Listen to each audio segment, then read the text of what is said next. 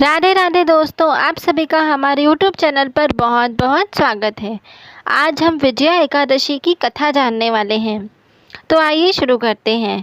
धर्मराज युधिष्ठिर श्री कृष्ण से बोले, हे जगन्नाथ, फाल्गुन माह के कृष्ण पक्ष की एकादशी का क्या नाम है? इसकी क्या विधि है? कृपा कर आप मुझे बतलाइए। श्री भगवान बोले, हे राजन, फाल्गुन माह के कृष्ण पक्ष की एकादशी का नाम विजया एकादशी है। इसके व्रत के प्रभाव से मनुष्य को विजय प्राप्त होती है। यह सब व्रतों से उत्तम व्रत है। इस विजया एकादशी के महात्म के श्रवण व पठन से समस्त पाप नाश हो जाते हैं। एक समय देवर्षि नारद ने जगत पिता ब्रह्मा जी से कहा, महाराज, आप मुझसे फाल्गुन माह के कृष्ण पक्ष की एकादशी का विधान बतलाइए। ब्रह्मा जी कहने लगे, हे नारद, विजया एकादशी का व्रत पुराने तथा नए पापों का नाश करने वाला है। इस विजया एकादशी की विधि मैंने आज तक किसी से भी नहीं कही। यह समस्त मनुष्यों को विजय प्रदान करती है। त्रेता युग में मर्यादा पुरुषोत्तम श्री रामचंद्र जी को जब 14 वर्ष का वनवास हो गया, तब वह श्री लक्ष्मण तथा सीता जी सहित पंचवटी में निवास करने लगे। वहाँ पर दुष्ट रावण ने जब सीता जी का हरण कर लिया, तब इस समाचार से श्री रामचंद्र जी तथा लक्ष्मण अत्यंत व्याकुल हुए और सीता जी की खोज में चल दिए। घूमते घूमते जब वह मरणासन जटायु के पास पहुँचे, तो जटायु उन्हें सीता जी का वृतांत सुनाकर स्वर्गलोक को चला गया। कुछ आगे चलकर उनकी सुग्रीव से मित्रता हुई और बाली का वध किया। हनुमान जी ने लंका में जाकर सीता जी का पता लगाया और उनसे श्री रामचंद्र जी और सुग्रीव की मित्रता का वर्णन किया। वहाँ से लौटकर हनुमान जी ने भगवान राम के पास आकर सब समाचार कहा।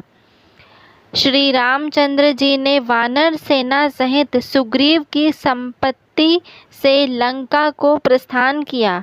जब श्री रामचंद्र जी समुद्र से किनारे पहुँचे, तब उन्होंने मगरमच्छ आदि से युक्त उस अगाध समुद्र को देखकर लक्ष्मण जी से कहा कि इस समुद्र को हम किस प्रकार पार करेंगे। श्री लक्ष्मण ने कहा, हे पुराण पुरुषोत्तम, आप आदि पुरुष हैं, सब कुछ जानते हैं। यहाँ से आधा योजन दूर पर कुमारी द्वीप में वाकदालभ्य नाम के मुनि रहते हैं। उन्होंने अनेक ब्रह्मा देखे हैं। आप उनके पास जाकर इसका उपाय पूछिए। लक्ष्मण जी के इस प्रकार के वचन सुनकर श्री रामचंद्र जी वाकदालभ्य ऋषि के पास गए और उनको प्रणाम करके उनके आगे बैठ गए। मुनि ने जब उनको मनुष्य रूप धारण किए हुए पुराण पुरुषोत्तम समझकर उनसे कहा, हे राम, आपका आना कैसे हुआ? रामचंद्र जी कहने लगे, हे ऋषि, मैं अपनी सेना सहित यहाँ आया हूँ और राक्षसों को जीतने के लिए लंका जा रहा हूँ। आप कृपा करके मुझे समुद्र पार करने का कोई उपाय बतलाइए। मैं इसी कारण से आपके पास आया हूँ।